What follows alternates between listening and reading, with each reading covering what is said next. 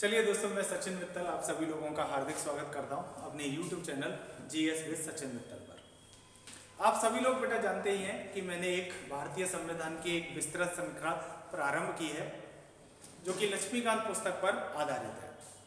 इसी क्रम में बेटा मैं आज आप लोगों के लिए एक नया चैप्टर लेकर आया हूँ। बहुत अच्छे ढंग से पढ़िएगा, मेरे साथ नोट्स बनाइएगा, वीडियो को पूरा देखा कीजिए बेटा, ठीक है। क्लास की तरह इसका प्रयोग कीजिए, ठीक है ना। ध्यान रखिएगा बेटा, इस टॉपिक का नाम है, आज से आपके अनुच्छेद शुरू हो जाएंगे, संघ व उसका राज्य क्षेत्र।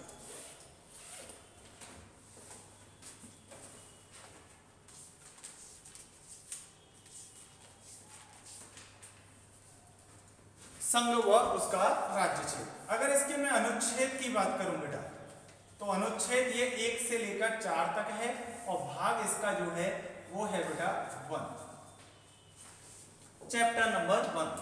तो इसके अंदर कितने अनुच्छेद हैं बच्चों? 4। तो एक एक करके एक एक अनुच्छेद को पढ़ेंगे और अच्छे ढंग से पढ़ेंगे, अच्छे तरीके से समझेंगे बेटा। देखिएगा, अनुच्छेद 1 क्या कहता है? इंडिया अर्थात भारत। देखो बेटा, संविधान में तो लिखा हुआ है भारत अर्थात इंडिया, हिंदी वाले पोर्शन में, लेकिन इंग्लिश वाले में लिखा हुआ है इंडिया दैट इज भारत, इसलिए मैंने इंडिया अर्थात भारत लिखा बेटा, ठीक है ना। इंडिया अर्थात भारत राज्यों का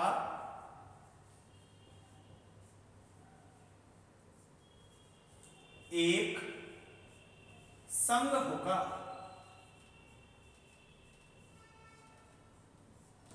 जिसमें, अब देखते हैं बेटा इसमें क्या क्या है, जिसमें पहला पोर्शन है राज्य क्षेत्र,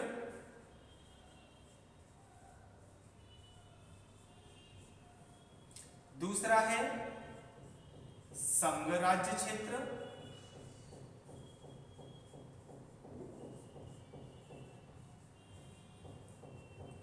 तीसरा है अधिग्रहित क्षेत्र,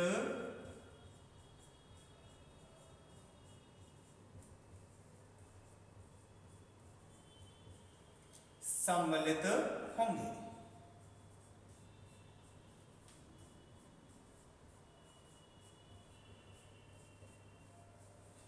अब देखिएगा बेटा, एडवर्ड जेनिक्स जो है भारतीय संविधान को है ना वकीलों का स्वर्ग कहते हैं। क्यों कहते हैं?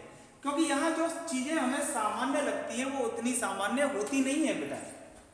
अब इस अनुच्छेद को देखेंगे, एक एक बात देखिएगा, एक एक बात समझिएगा बेटा, ठीक है ना। इसलिए बेटा संघ व उसका राज्य क्षेत्र के मैं सोच रहा हूं कि आपको एक से अधिक पोर्शन कराऊं, एक ही पोर्शन में निपटा के खत्म नहीं करना बेटा। इसे पहली समस्या है आपकी इंडिया अर्थात भारत ही क्यों, दूसरी समस्या है राज्यों का संघ क्यों, संघ राज्य क्यों नहीं, और तीसरी समस्या आपको होती है बेटा अधिग्रहित क्षेत्र में। अगर राज्य क्षेत्र की बात करूं तो वर्तमान में 28 राज्य हैं और उनका क्षेत्रफल इसके अंदर शामिल होगा। संघ राज्य क्षेत्र यानी कि केंद्र शासित की बात करूं तो आपके यहाँ 8 केंद्र शासित प्रदेश हैं इस समय, तो उनका क्षेत्रफल शामिल होगा। तो इन दोनों में तो कोई दिक्कत नहीं है। तो इन तीनों दिक्कतों को समझते हैं, पहली दिक्कत, दूसरी दिक्कत और तीसरी दिक्कत। पहली दिक्कत, इंडिया अर्थात भारत। ये भारत अर्थात इंडिया क्यों नहीं है बेटा? कहा जाता है कि हमारी संविधान सभा जब विभाजन हो गया तो ये डिसाइड कर रही थी कि इस विभाजित देश का नाम इंडिया रखा जाए या भारत रखा जाए। इंडिया नाम अंग्रेजों के द्वारा बेटा पॉपुलर कर दिया गया था, ठीक है ना। और भारत हमारा प्राचीन सभ्यता का नाम है। जो प्राचीन कालीन लोग थे बेटा वो बोले कि भैया इसका नाम तो भारत रखो। बहुत से लोग बोले कि भाई भारत नाम से हमें ज्यादा लोग नहीं जानते हैं, इंडिया अंग्रेजों ने पॉपुलर कर दिया है, इसका नाम इंडिया रखते हैं। तो वोटिंग कराई गई तो कहा जाता है कि बेटा वोटिंग में इंडिया को वोट ज्यादा मिले और भारत को वोट कम मिले, इसलिए इसका नाम इंडिया अर्थात भारत है। क्लियर हुआ? समझ में आया? इसे समझते हैं बेटा बहुत अच्छे तरीके से। देखो मैं खुद पॉलिटिकल साइंस का एक स्टूडेंट रहा हूं, तो बेटा आपको बहुत अच्छे से समझाता हूं। बहुत कहें कि डिटेल में भी होगा, मजा भी आएगा, सबको समझ में भी आएगा, बस मेरे साथ बने रहिएगा। देखना बेटा, दो शब्द हैं, एक है राज्यों का संघ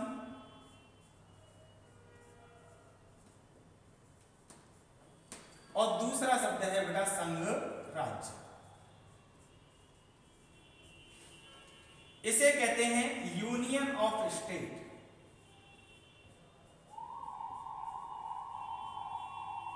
और इसे बोलते हैं बेटा फेडरल स्टेट। तो क्या डिफरेंस होता है यूनियन ऑफ स्टेट और फेडरल स्टेट में? समझिएगा, इसमें एक केंद्र होता है और कई क्या होते हैं बेटा, राज्य होते हैं। इसमें भी बेटा एक केंद्र होता है, कई क्या होते हैं बेटा, राज्य होते हैं। ठीक है ना? तो आप कहेंगे सर आप ये हमारे साथ कौन सा मजाक कर रहे हो, ये तो दोनों एक ही बात हुई। मजाक नहीं कर रहा कोई, ठीक है ना? लेकिन मैंने सुना है कि बेटा जो टीचर मजाक करता है वो जल्दी पॉपुलर हो जाता है। ठीक है, तो मुझे भी लगता है कि मुझे भी मजाक स्टार्ट करनी चाहिए, पढ़ाई लिखाई छोड़ के मजाक ही कर लेते हैं। नहीं भैया, ऐसा हो नहीं पाएगा बेटा मेरे से, पॉपुलर नहीं होना भाई, पढ़ाना है। देखिएगा बेटा ध्यान से समझना बेटा, एक बात हमेशा ध्यान रखो, जो शक्ति देता है वो ज्यादा शक्ति अपने पास बचा के रखता है। अब आप लोग कहें कि सर हमें अपने यहाँ जीएस जोन की कोचिंग खोलनी है, जीएस जोन के नाम से, तो खोलने की अनुमति मैं ही तो दूंगा आपको, लेकिन क्या खुद से ज्यादा पावर दे सकता हूं आपको? नहीं ना, ज्यादा शक्ति अपने पास रोक के रखूंगा कि नहीं बेटा? ठीक है ना? तो यही समझना बेटा, यहां पर जो शक्ति आई है, यहां पर आई है केंद्र से राज्य की ओर। यहां केंद्र ने शक्ति दी है राज्यों को, समझ में? केंद्र ने शक्ति दी है बेटा राज्यों को, इसलिए यहां पे शक्तिशाली कौन हुआ? केंद्र।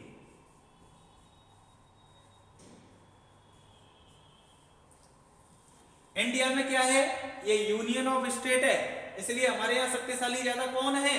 केंद्र है। यहां क्या हुआ है, यहां बेटा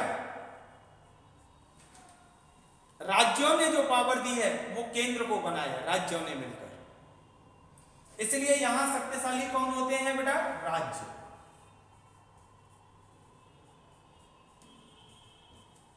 यहां शक्तिशाली कौन? राज्य। फेडरल स्टेट कहां पर है? यूएसए में, तो वहां ज्यादा पावर किसके पास है बेटा? राज्यों के पास। ध्यान से सुनिएगा, एक बात और समझा दे रहा हूं आप लोगों को बेटा, डॉक्टर बी.आर. अंबेडकर से पूछा गया, यही डिफरेंस है बेटा, कितनी भी किताबें पढ़ लेना आप यूनियन ऑफ स्टेट और फेडरल स्टेट में बेटा,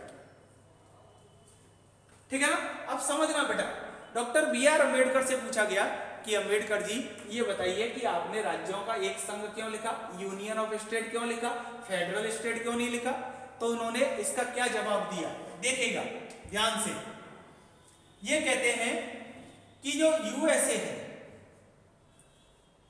वो फेडरल स्टेट का कहें कि बेटा आइडियल है, लोग बाग उसको कॉपी करेंगे, लेकिन यूएसए पहले कोई देश नहीं था बेटा, 50 छोटे छोटे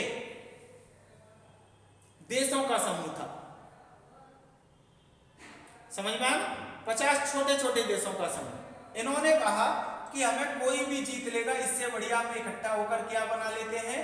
USA, United state of America.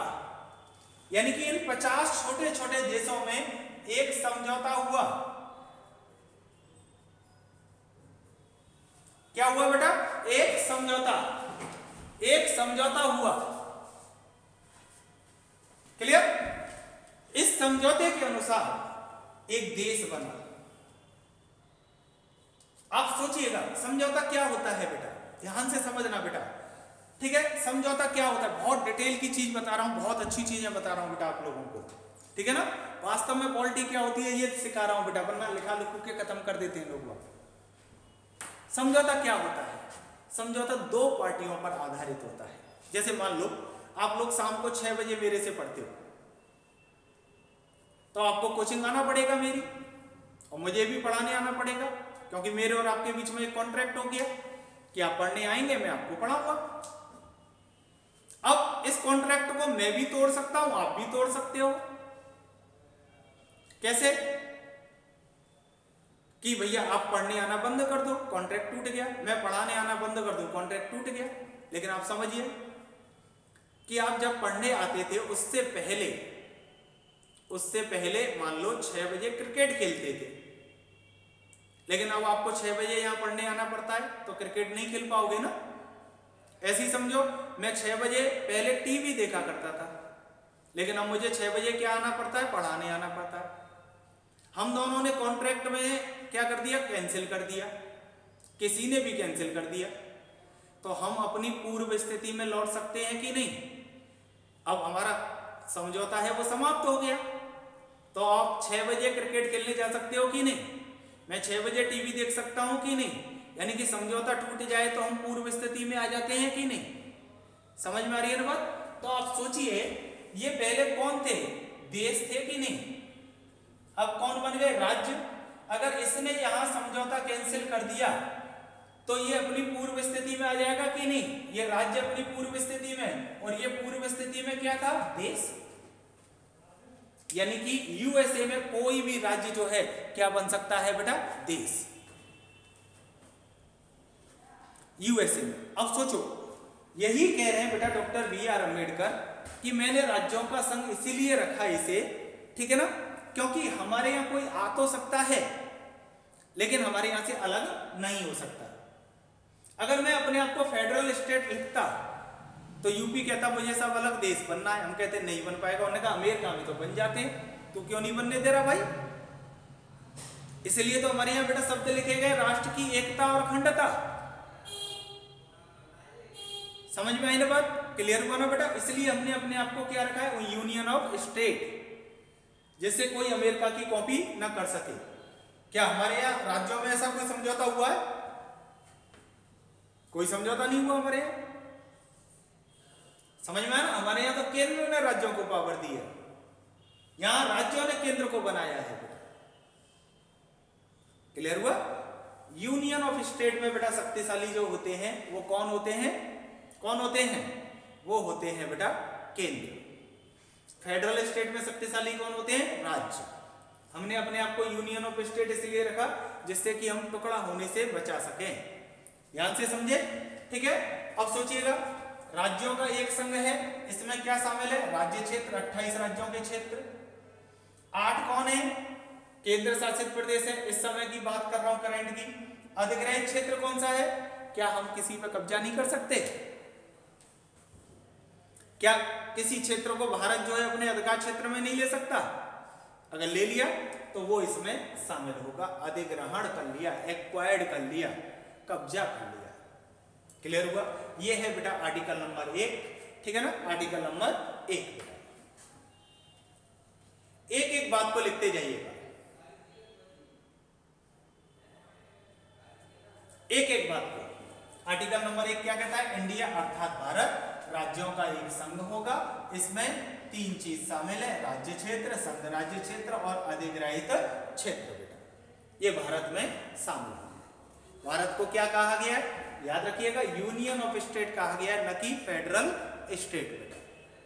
राज्यों का एक संघ कहा गया है, संघ राज्य नहीं कहा गया, ठीक है ना। समझ में आया बेटा आर्टिकल नंबर 1, ठीक है। चलिए आर्टिकल नंबर 2 देखते हैं बेटा। एक एक अनुच्छेद पढ़ते जाएंगे, चारों अनुच्छेद आज मैं करा दूंगा, और इससे संबंधित और भी बहुत सारी जानकारियां हैं बेटा। ऐसा नहीं है कि इसमें आर्टिकल ही करने से आपका ये टॉपिक सॉल्व हो जाएगा।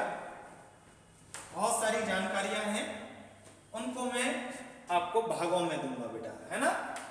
संघ व उसका राज्य क्षेत्र भाग 1, भाग 2, भाग 3 ऐसे करके आपको वीडियो मिलेंगे बेटा। मेरे साथ बस पढ़ते चलिएगा, पूरा पॉलिटी आप लोगों का क्लियर होने वाला है बेटा।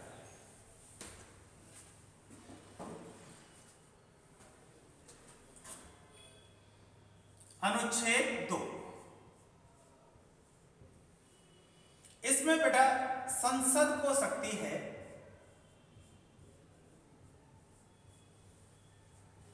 पावर है किसको बेटा? संसद को। क्या शक्ति है? नए राज्यों का प्रवेश।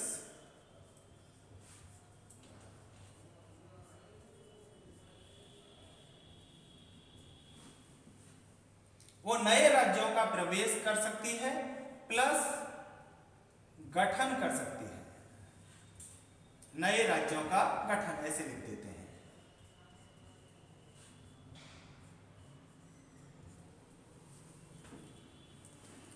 ठीक है, संसद को ये पावर है कि बेटा वो नए राज्यों को प्रवेश दे सकती है, नए राज्यों का गठन कर सकती है। क्लियर? अनुच्छेद 2 ध्यान से सुनिएगा बेटा, मैं अनुच्छेद 3 भी यहीं पे आपको समझा दे रहा हूं, ठीक है ना। अनुच्छेद 3 भी डायग्राम के थ्रू अभी लिखाऊंगा, अभी बाद में समझ जाइएगा। ये जैसे भारत है, इसमें जो कीवर्ड है बेटा इसको याद रखिएगा, कीवर्ड है प्रवेश। ये भारत है तो बेटा प्रवेश तो उसे दिया जाएगा जो बाहर होगा। तो बाहर से किसी भी देश को अंदर लाना है तो आर्टिकल लगेगा बेटा कौन सा? 2। और अपने यहां किसी राज्य में से टुकड़ा करके कोई राज्य बनाना है, यानी कि अपने राज्य का नाम बदलना है, कुछ भी करना है जो हमारे अंदर पहले से ही है, ठीक है, तो उसके लिए लगता है बेटा आर्टिकल नंबर 3।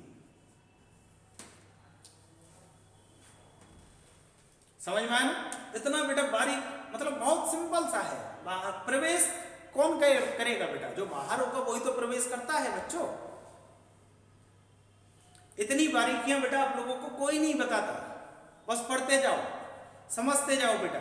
संविधान बिल्कुल कठिन चीज नहीं है बेटा, लोगों ने इसे कठिन बना दिया है। समझ में आया? ठीक है ना? कितना सिंपल है बेटा, डायग्राम से सोचो। आर्टिकल 2 कौन? बाहर से प्रवेश कराओ। आप जानते हो बेटा बाहर से प्रवेश किसको कराया गया था? इसके लिए आर्टिकल 2 का जोड़ा गया था, सिक्किम के लिए 35वें संविधान संशोधन से जोड़ा बेटा।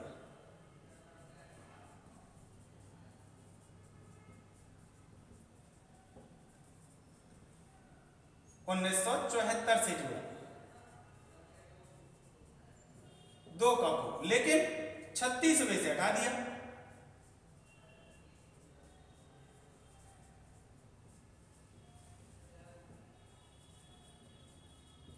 हटा भी दिया बेटा। क्यों? 35वें से बेटा जो सिक्किम है उसको हमने सहयुक्त बनाया था, एसोसिएट। तो इसकी हमारे पास कोई भी कहीं की बेटा आर्टिकल नहीं था संयुक्त राज्य का। फिर बाद में इसको बेटा 1975 में 36वें संविधान संशोधन से क्या बना दिया गया? राज्य बना दिया गया। राज्य की तो हमारे यहाँ है बेटा, सूचियां भी है, सारी चीजें हैं, इसलिए 2 का जोड़ा गया। 35वें से जरूरत पड़ गई, संयुक्त था इसलिए 36वें से इसे हटा दिया गया बेटा। क्लियर? चलिए अगला देखते हैं बेटा, अगला अनुच्छेद। अब देखना बेटा आपको 3 कितनी आसानी से समझ में आएगा।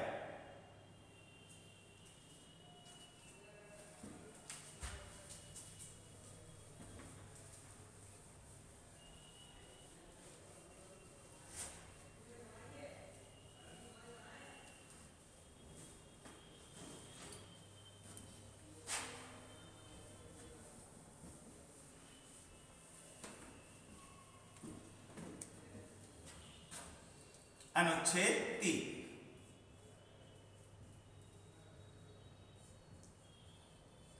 संसद हो सकती है।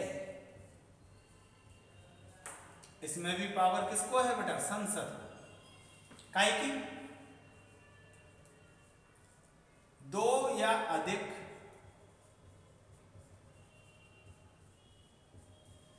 राज्यों को मिलाकर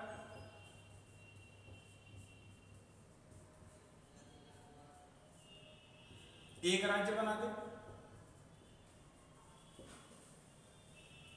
ठीक है ना, पहली पावर। दूसरी पावर क्या है, ये दो राज्य हैं, इन दोनों राज्यों का इतना क्षेत्र काट के एक नया राज्य बना दे।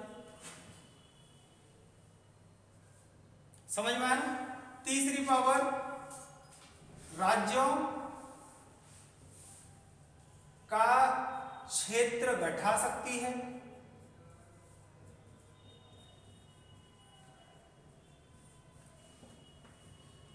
चौथा, राज्य का क्षेत्र बढ़ा सकती है।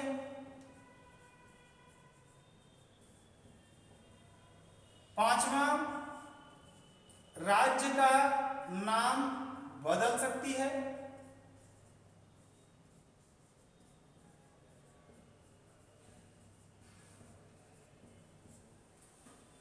लेकिन ये सब कहां हो रहा है, ये सब भारत के अंदर क्षेत्र में ही तो हो रहा है बेटा, ये काम बाहर से तो कोई नहीं ला रहे।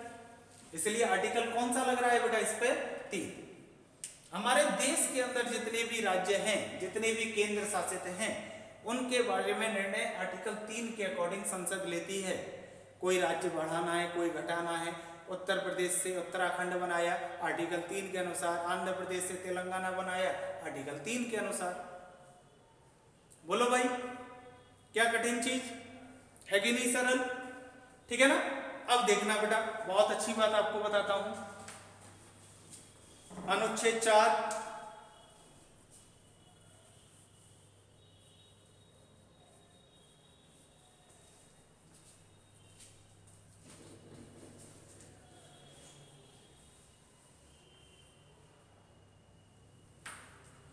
अनुच्छेद 4 इसे समझिएगा।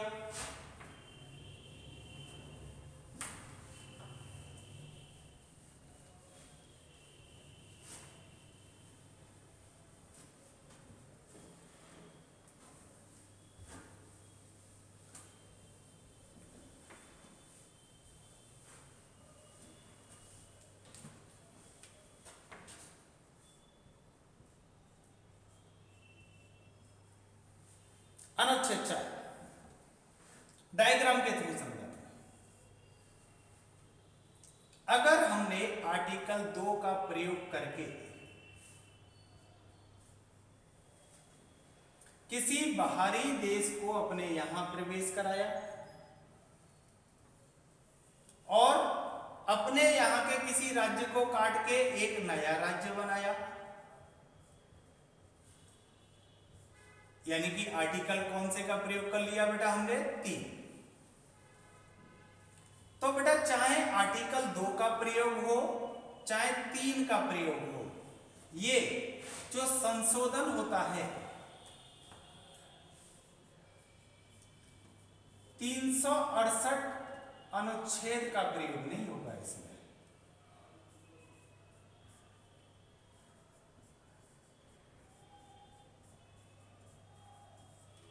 ये जो संशोधन है ये साधारण विधि से संशोधन हो जाता है।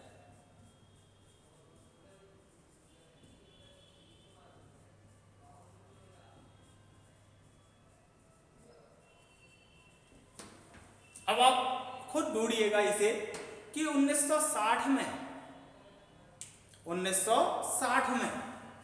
ठीक है ना, जो कहें कि बेटा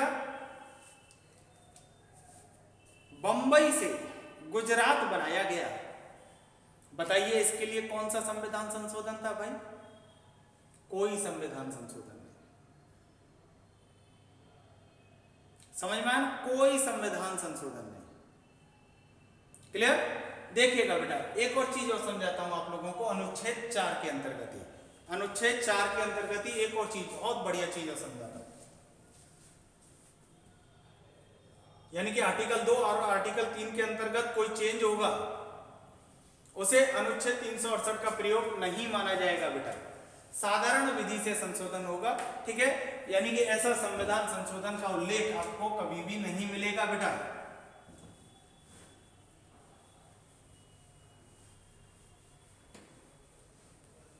अब एक और चीज समझ, अनुसूची 1 लिख देता हूं पूरी।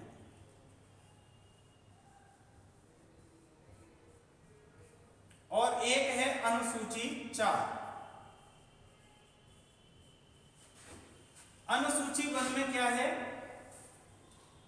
राज्य व केंद्र शासित प्रदेश के नाम हैं,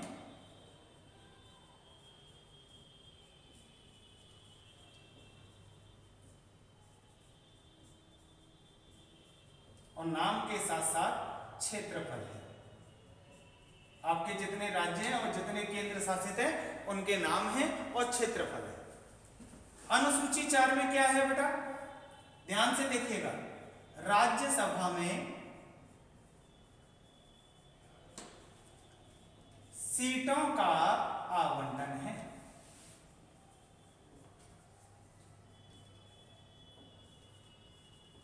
आवंटन मतलब बंटवारा।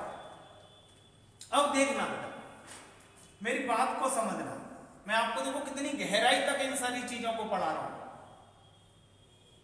ये है बेटा, इसमें कौन सा आर्टिकल लगा? 2, ठीक है ना। बाहर से प्रवेश कराया 2, अपने यहां किसी को काट के बनाया तो आर्टिकल कौन सा लगा बेटा? चलो बाहर लिख देते हैं, इसे बाहर यूज करते हैं। आर्टिकल 3 अनुच्छेद 3। अब सोचना, हमने इस क्षेत्र को अपने यहां प्रवेश कराया तो इसमें जनसंख्या भी निवास करती होगी। या तो हम इसको या तो राज्य बना सकते हैं या बेटा केंद्र शासित प्रदेश बना सकते हैं। इसके अलावा हमारे यहाँ तीसरी कोई चीज तो होती नहीं है। चाहे हम राज्य बनाएं चाहे केंद्र शासित बनाएं, तो आप बताइए इसका अनुसूची 1 में फर्क आएगा कि नहीं बेटा? क्योंकि अनुसूची 1 में इसका नाम लिखना पड़ेगा कि नहीं? क्योंकि बेटा इसमें राज्य और केंद्र शासित प्रदेशों के नाम और क्षेत्रफल हैं कि नहीं बेटा? चलो आप कह रहे हो कि सर हम इसे न तो राज्य बनाएंगे न केंद्र शासित बनाएंगे, इसे हम किसी राज्य में जोड़ देंगे। तो भैया जिस राज्य में जोड़ोगे उसके क्षेत्रफल में चेंज करना पड़ेगा कि नहीं? यानी कि आर्टिकल 2 का सीधा सीधा प्रभाव अनुसूची 1 पे पड़ रहा है कि नहीं पड़ रहा? प्लस जब इसकी आबादी हमारे यहाँ आएगी, इसका क्षेत्रफल हमारे यहाँ आएगा, तो राज्यसभा की सीटों में चेंज होगा कि नहीं बेटा? उसकी संख्या बढ़ानी पड़ेगी कि नहीं? यानी कि आर्टिकल 2 में कोई भी काम होगा उसका अनुसूची 1 और अनुसूची 4 पे प्रभाव पड़ेगा ही पड़ेगा। अब देखना, आंध्र प्रदेश से मैंने तेलंगाना बनाया आर्टिकल 3 में, तो भैया तेलंगाना नया बना कि नहीं? पहले से क्या इसमें नाम होगा तेलंगाना का, तो इसका भी सीधा सीधा प्रभाव किस पे पड़ा? अनुसूची 1 पे। प्लस इसकी इतनी आबादी पहले थी आंध्र प्रदेश की, क्या अब भी तेलंगाना के बनने से उतनी बची होगी? नहीं बची होगी, कम हो गई होगी। तो भैया तेलंगाना को भी तो राज्यसभा में सीटें देंगे। तो बेटा ये चीज याद रखो, ये बहुत इनडायरेक्ट का क्वेश्चन है, इनडायरेक्ट का, कि आर्टिकल 2 और आर्टिकल 3 का प्रभाव निम्नलिखित में से कौन सी अनुसूची पर पड़ता है? तो अनुसूची 1 और अनुसूची 4। भैया देखो, मैं तो ऐसे ही डिटेल में पढ़ाता हूं, एक एक चीज को खोल के पढ़ाता हूं। मैं तो कहता हूं भैया कि संविधान को ऐसे पढ़ो जैसे वकील पढ़ते हैं। समझ में आया ना? बच्चों वाली चीजें तो बेटा मेरे को आती नहीं है। जब मैं अपने ऑफलाइन के बच्चों को नहीं पढ़ाता तो बेटा आपको क्यों पढ़ाऊं? क्लियर? बात समझ में आई ना? तो आर्टिकल 1 करा दिया, आर्टिकल 2 करा दिया, आर्टिकल 3 करा दिया, आर्टिकल 4 करा दिया। आपको चारों आर्टिकल खत्म हो गए। लेकिन अब इससे संबंधित बहुत सारी बातें आप लोगों को बतानी है बेटा, ठीक है ना? तो इसके भाग 1, भाग 2, भाग 3 करके मैं आपको डालूंगा। ऐसे ही देखते रहिए, ठीक है? और अपने नोट्स बनाते रहिए। कोई भी दिक्कत आए कमेंट में जरूर बताइएगा बेटा, ठीक है ना? मैं सचिन मित्तल आप लोगों से बेटा आज विदा लेता हूं। कल आता हूं एक नई वीडियो के साथ।